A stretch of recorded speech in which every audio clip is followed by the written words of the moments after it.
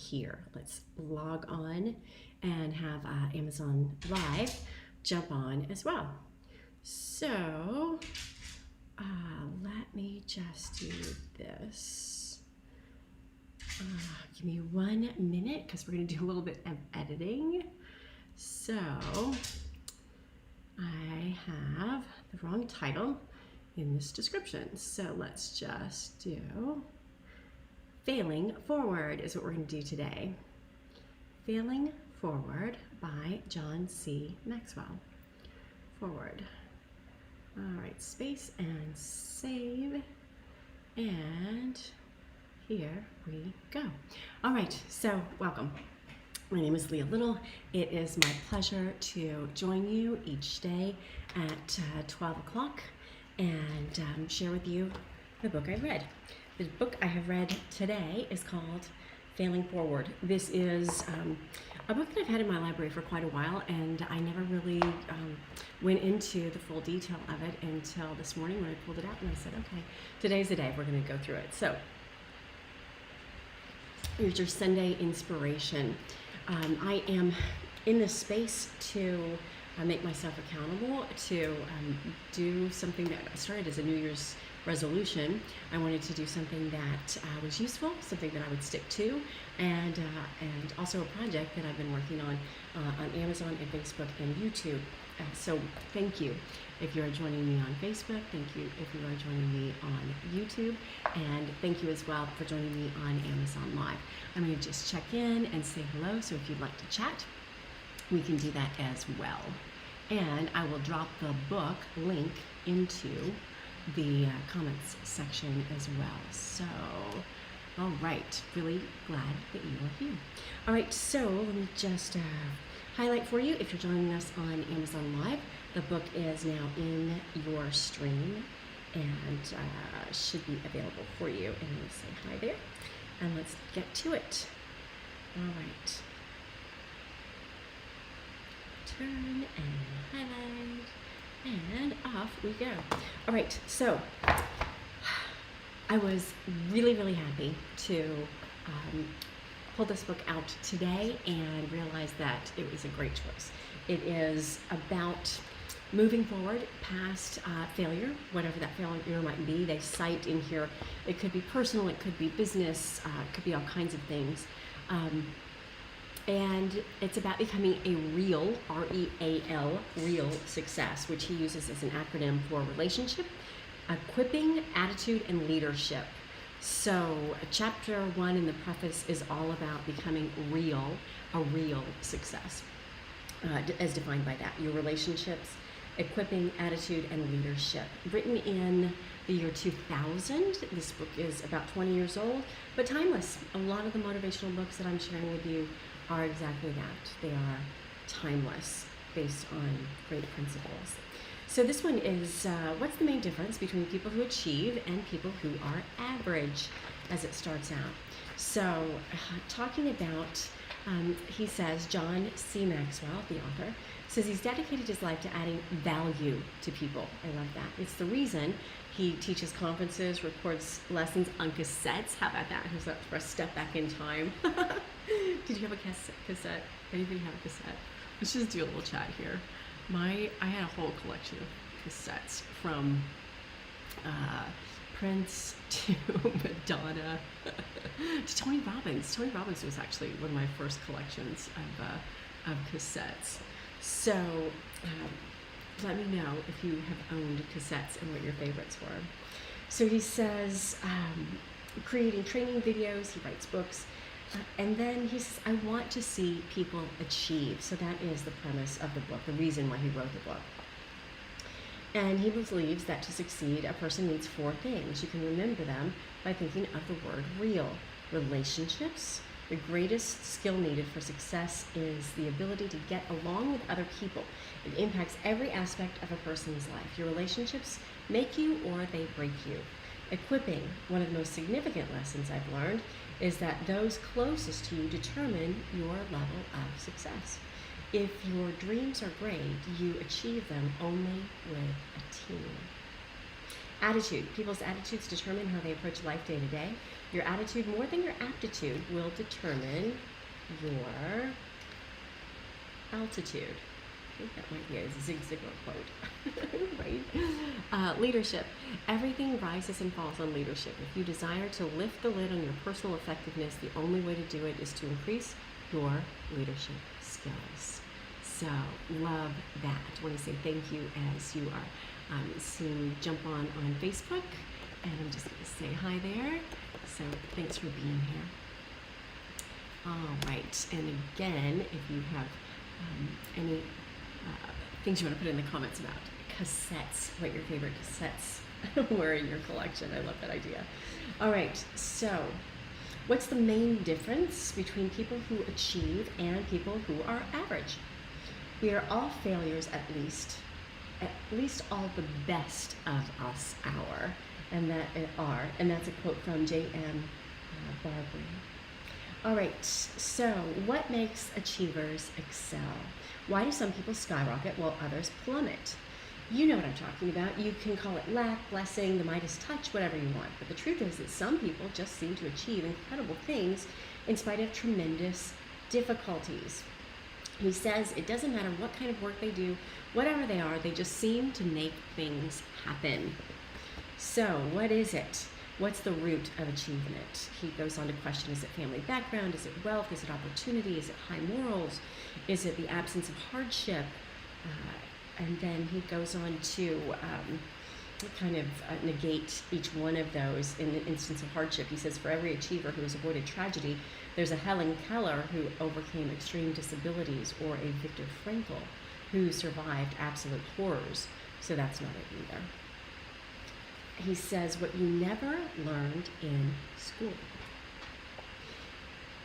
There's no doubt in my mind that there are many ways to be a winner, but there is really only one way to be a loser, and that is to fail and not look beyond failure. Even positive people have a tough time learning how to see failure positively. And he goes on for examples. He says, take a look at some of my previous attitudes toward failure and see if your experience was similar. He said he used to fear failure, an experience he had in college along with his response that was typical. On the first day of class when I was a freshman, the professor walked into my history of civilization class and boldly declared, half of you in this room will not pass this class. What was his first response? Fear. Up to that time, I'd never failed a class and I didn't want to start failing all of a sudden. So what does the professor want? He began to kind of spin out there, ruminating. He said he misunderstood failure. What is failure? As a child, I thought it was a percentage. 69 and lower meant failure. 70 and above meant success. That kind of thinking didn't help me. Failure isn't a percentage or a test. It's not a single event. It's a process. I was unprepared for failure. When I graduated from college with my bachelor's degree, I finished in the top 5% of my class. It didn't mean a thing. And he goes on to talk about how failure comes. A new course. At that moment, I realized what was an unrealistic view that I had of success and failure.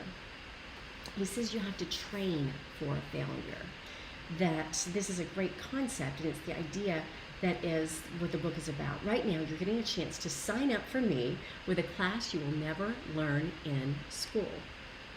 I want to help you train for failure, he says.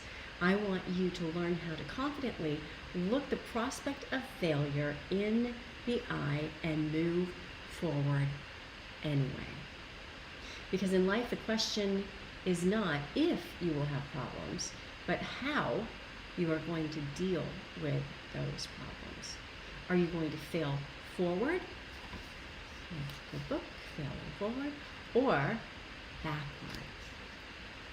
Really, really insightful here. And I just want to say hello. Again, if you are joining me on Amazon Live, I also want to say hello if you're joining me on Facebook Live as well. So just checking in over here, and let's just log on here.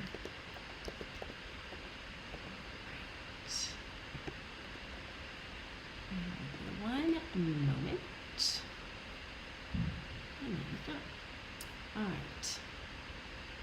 So, here we go.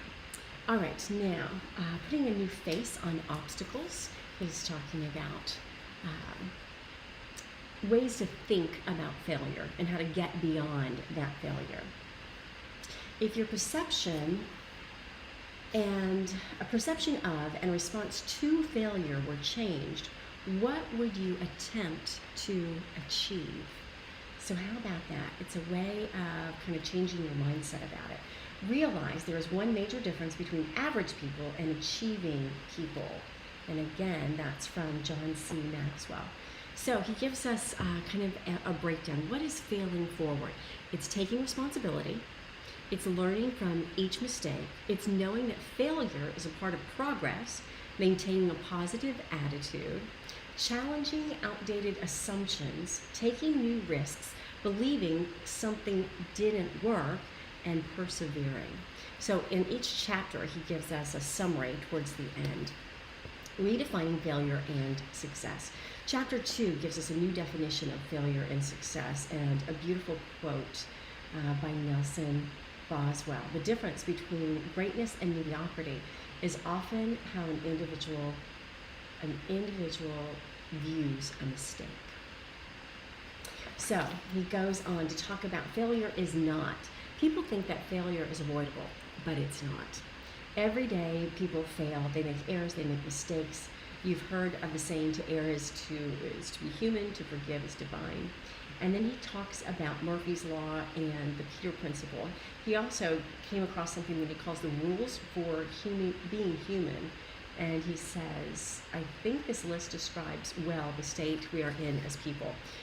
You will all learn lessons. There are no mistakes, only lessons. It's a big one. There are only lessons. A lesson is repeated until it is learned. That's a big one. If you don't learn the easy lessons, they get harder. Pain is one way the universe gets your attention. Rule number 5, you'll know you've learned a lesson when your actions change.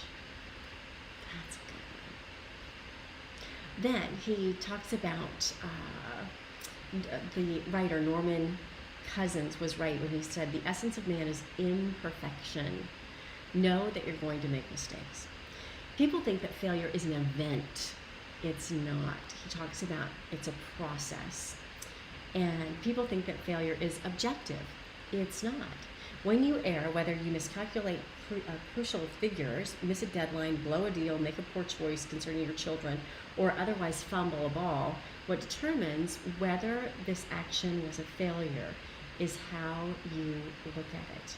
Do you look at the size of the problem it caused, the amount of money it cost you, or your organization? What determines that? You are the only person that can actually label something a failure. So people sometimes think of failure as the enemy. It's not. Most people avoid failure, he said. They're afraid of it. But he says, musicologist Eloise Ristad emphasizes that when we give ourselves permission to fail, we at the same time give ourselves permission to excel. Love that. So he goes on to talk about people think that failure is a stigma. It's not. He says when you make mistakes, don't let them get you down, and don't think of yourself as a stigma. Each failure leads to success. People think failure is final. It's not. And then he says, even what may appear to be a huge failure doesn't need to keep you from achieving. I love this chart. He puts in the steps here from afraid of being a fool to you look like a fool to a fool to a successful entrepreneur and then to a genius. So I'm kind of marching up that ladder there. Failing and moving on, failing and moving on. And he says it's all in how you look at it. So if you tend to focus on the extremes of success and failure and to fixate on particular events in your life and then try to put things in perspective. When you do, you'll be able to share the philosophy of someone such as the Apostle Paul, who is able to say, I have learned whatever state I am to be content. Then he talks about mistakes become failures when we continually respond to them incorrectly. People who fail forward are able to see errors or negative experiences as a regular part of life and learn from them and move on. He says too many people believe that the process is supposed to be easy. Wow, isn't that the case? We give up too early or label it as a failure. Then he goes on, we'll skip forward here to chapter 3, and in each chapter he does give us a nice summary of the previous chapter, a few little things to try, steps to failing forward. As he summarizes chapter 2, he says, realize that there's one major difference between average people and achieving people, and learn a new definition of failure. Chapter 3, if you have failed, are you a failure? In an interview with David Brinkley, asked advice columnist Ann Landers what question she most frequently receives from her readers. Do you remember the Ann Landers column? Her answer, what's wrong with me? Landers' response reveals a lot about human nature. Many people wrestle with feelings of failure, and the most damaging being doubtful thoughts about themselves. It seems that advice columnists, such as Ann Landers that he's citing here, with humor writers recognize that keeping a good perspective of yourself is important to overcoming adversity and mistakes. So he says, put it in perspective. All right, tell yourself, I'm not a failure. I failed at doing something. There's a big difference. Then he goes on to say all great achievers are given multiple reasons to believe they are failures, but in spite of that, they persevere. Failing forward is not false self-esteem. He talks about achievers reject rejection. There's an idea. Reject rejection. 7 abilities needed to fail forward. I like how he breaks these down into very simple, kind of easy to understand, easy to remember little bullet points, if you will. So, 7 abilities needed to fail forward. Achievers reject rejection. Number 2, achievers set failure as temporary. Number 3, achievers see failures as isolated incidents. Number 4, achievers keep expectations realistic. Number 5, achievers focus on strength. Another way achievers keep themselves from personalizing failures is to focus on their strengths. Number 6, achievers vary approaches to achievement. They try different things. He's citing Brian Tracy in that chapter. Achievers are willing to vary their approaches to problems. Number 7, achievers bounce back. So try again. Then he goes on to talk about Rudy's dream. Did you ever see the movie Rudy? It's a great movie about a kid that just wouldn't quit. Which is great. Remove you from the failure. He talks about maybe depersonalizing it, right? And separating out whatever that is. All right, chapter 4. You're too old to cry, but it hurts too much to laugh. And then a quote from Viktor Frankl. Fear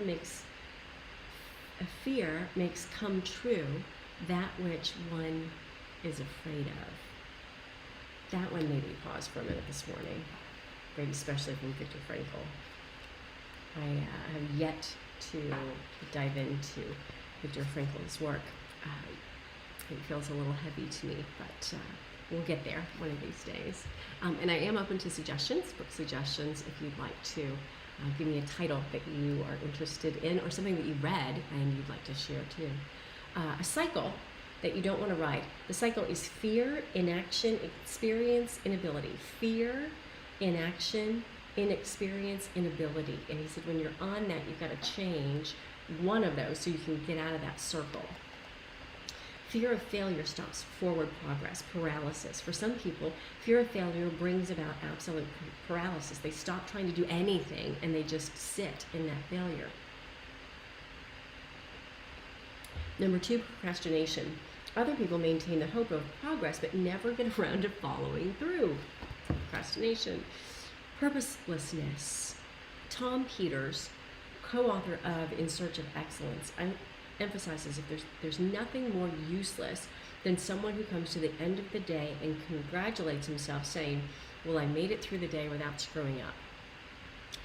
That's a terrible ambition to just make it through the day.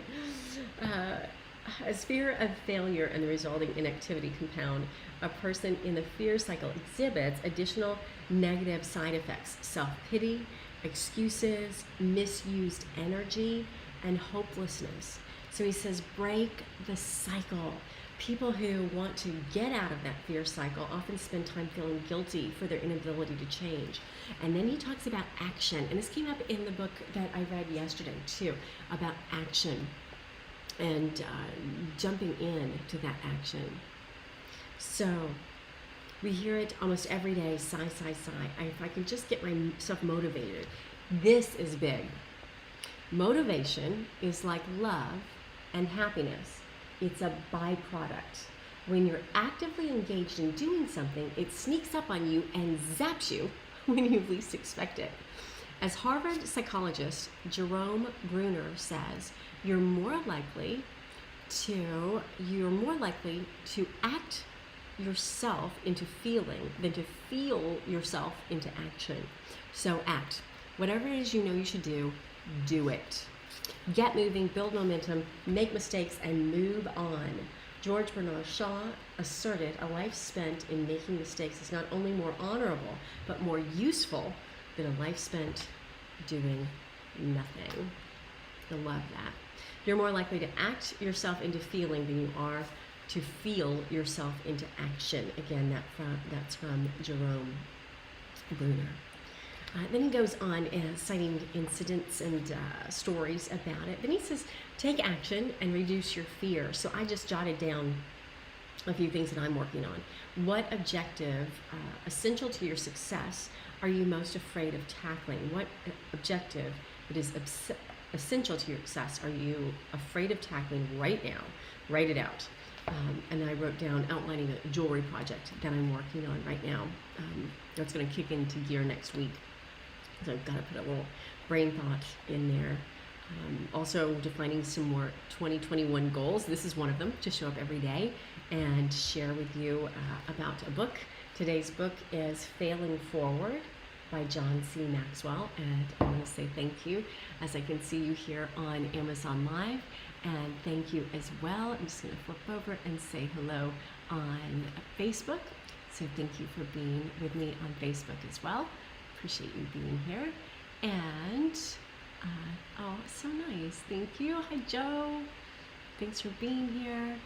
It's really nice that you take the time to hang out with me for a while, and hopefully you find a little inspiration this morning with Failing Forward by John C. Maxwell. And I will put the link into the comments in YouTube as well as on Facebook. And if you're shopping on Amazon, it is in the carousel below, so you can select it and add it to your cart. And I also put the Kindle, I think, in there too. I've been using that quite a bit lately. All right, so find the exit and get off the freeway. Here's one that he says, just do something to get out of that habit, right? He shares this list, which is hilarious, of people that have gotten into car accidents and what they've done. He says it all starts with a mess up. When people start down the failure freeway, it's a common mistake or failure or a mess up. People who stay on the failure freeway don't think it's their fault. Listen to these quotes of people that have been in accidents. As I reached an intersection, a hedge sprang up, obscuring my vision. A hedge. An invisible car came out of nowhere, struck my car, and vanished. The telephone pole was approaching fast. I attempted to swerve out of its path when it struck my front end. To avoid hitting the bumper of the car in front of me, I struck the pedestrian. I was just keeping up with the cars behind me. It just goes on and on and on. Many people on the failure freeway make mistakes but refuse to admit them. They see every obstacle or error as somebody else's fault. So, number one, if you take anything away from this book, it's take responsibility. It's not somebody else's fault. As a result, they generally end up responding in one or more of the following ways. So if you're not taking responsibility, then you could blow up. One action to failure that keeps people driving on the failure freeway is anger. You've probably seen it. Unchecked anger makes a small problem into a bigger problem. Covering it up. It's the nature of people to try to cover up their mistakes. He cites all the way back to Adam and Eve in the Garden of Eden. And then he also talks about just don't waste your energy trying to cover up a failure. Just move on and go to the next challenge. It's okay to fail. If you're not failing, you're not growing. Sometimes people will speed up, particularly stubborn people sometimes try to leave their troubles behind by working harder and faster, but without changing their direction. They're like the person trying to get the square peg in a round hole, who first tries to place the peg in the hole and then tries to shove it in and then tries to hammer it in and tries to pound it in. To many people, when they make a mistake, they just keep stubbornly plowing ahead and end up repeating the same mistakes. I believe in the motto, try and try again, but the way I read it is try, then stop, and think, then try again. That's a quote by William Dean Singleton. Then he goes on and shares more incidents, more examples of this. You've got to wake up, he says. You've got to wake up, stop doing the same thing. Mistakes really do pave the road to achievement. And he talks about messages that give us feedback about life, interruptions that should cause us to reflect and think. This is written out an acronym for, I think that's the right word, a description for each of the first letters in the word mistakes. So M is for messages that give us feedback about life. I is for interruptions that should cause us to reflect and to think. Signposts, S is for signposts that direct us in the right path. T is for tests that push us forward toward greater maturity. A is for awakenings that keep us in the game mentally. K, keys that we need to unlock the door of an opportunity. E for explorations that let us journey where we've never been before. And S is for statements about our development and progress. And then he talks about the necessity for change. Your most important ability is responsibility, taking responsibility. Chapter 6, no matter what happens to you, failure is an inside job. And again, I want to say thank you for being here as you're joining me. I can see on Facebook, over on Amazon Live. Great to have you as well. And I'm just highlighting for you in the carousel below, this is the book that we're featuring by John C. Maxwell. All right, chapter 6 about positive attitude is the first key to what happens in you. Let's face it, not everyone is naturally optimistic. Some people have been born seeing the glass half empty rather than half full. And he says that contentment, it's not a popular concept these days. One reason is that our culture actually discourages the idea of contentment. People are bombarded with messages of you don't have enough, you need more, a bigger house, a bigger car. I bought a Tesla yesterday, by the way. Super cool. Not content because I needed a car, not because I needed more, just because I needed a new car. I'll share more about it, but I'm not going to get it for, I think, a month, or mid-March, I think he said, maybe the end of March. All right, not containing your emotions. We all experience negative emotions. How do you think Greg Horn felt? Oh, this is a previous example. He says, denial doesn't help you become content. There's a biggie. Your emotions will come out eventually, even if you try to bury them. So now he's starting to talk not just in encouraging language and getting off the road of failure in that cycle, that spin cycle, but now he's saying, okay, let's get down to business, right? You've got to take responsibility, and you cannot deny that responsibility. One of the biggies is to not maintain your current situation. Being content doesn't mean being satisfied with a bad situation. Contentment comes from having a positive attitude, and it means expecting the best in everything, not the worst. Remaining upbeat even when you get beat up. Seeing solutions in every problem, not problems in every solution. Believing in yourself even when others say it's hopeless. And no matter what happens to you, a positive attitude comes from within. So chapter 6. And then he gives you an outline area here to talk about what's difficult and what facts are associated with it and what action is needed. Chapter 7 goes into, is the past holding you hostage? Is the past holding your life hostage? And talks a bit about how to get past a moment of failure, how the past impacts the present, and working through that process. So in each chapter, he gives us a nice summary, in this case, saying goodbye to yesterday and moving forward, realizing that there's one major difference between average people and achieving people. It's learning a new definition of failure.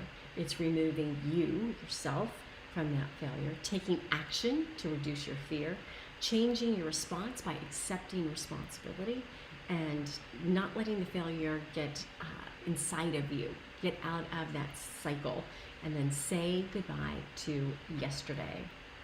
So, chapter 8 is all about who is this person making these mistakes, separating you from your actions, and then moving forward.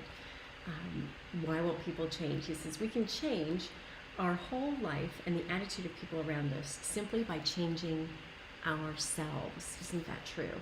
That's a quote from Rudolph Dreikers. Building teams around you. And then, again, summarizing giftedness, skills, opportunities, resources, kind of making an outline of what resources you have available. And again, each time at the end of the chapter, he goes back and summarizes from chapter 1 all the way through, step by step by step by step, in this case through chapter 8. Chapter 9, get over yourself, everyone else has. I love that one. A nice dose of directness with that chapter. And gratitude, he talks quite a bit about gratitude in chapter 9. So embracing failure as a friend becomes the second part of, or the chapter 10, grasping the positive benefits of negative experiences. And then he gets into a little bit more motivation on taking risks, making failure your friend. The beginning is a little bit more kind of step-by-step perspective, and I think the second half of the book is more about moving forward and motivating us to keep going. If at first you do succeed, try something harder. Learn from a bad experience and make it a good experience. So it all comes down to that it's about lessons. And then he says there are chapter 13, top 10 reasons why people fail. And for that, you'll have to read the book. It's a really good read, an easy read, surprisingly easy read, but really good stuff that's in here. So if you might be going through a hardship or a setback, remember it's all temporary. That's one of the salient quotes that he has in the book, and I think it's timeless. So I would highly encourage you to read this book. I really enjoyed it. It's a nice pick-me-up this morning. Lots of simple phrases, easy to remember phrases, and lots of motivation that's in here as well. So happy Sunday.